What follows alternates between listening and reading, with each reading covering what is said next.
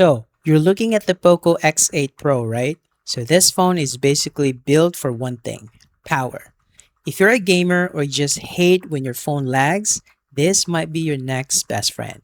But it's not perfect for everyone. Let's break it down, the good and the bad for this phone. First, the pros. The biggest win here is the speed. It uses the new Dimensity 8500 Ultra chip.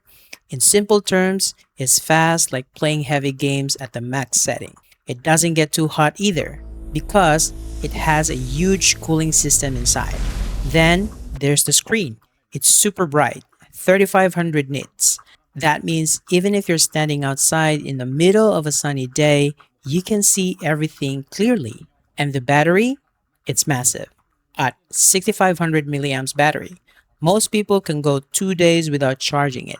When you finally do need a boost, the 100-watt charger gets you back to 100% in under an hour.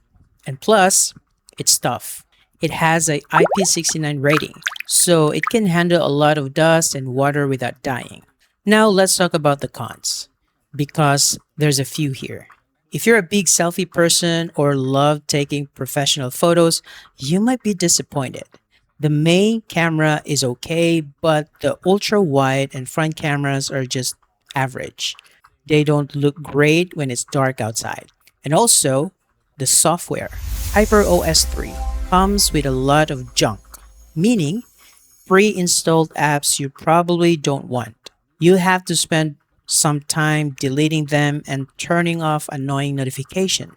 There's also no wireless charging, and the fingerprint sensors under the screen can be a little slow compared to more expensive Pro Max version. So, the bottom line, if you want a gaming beast with a battery that lasts forever, the Poco X8 Pro is a steal. But if you want the best camera or a super clean software experience, you might want to look at elsewhere. What do you think?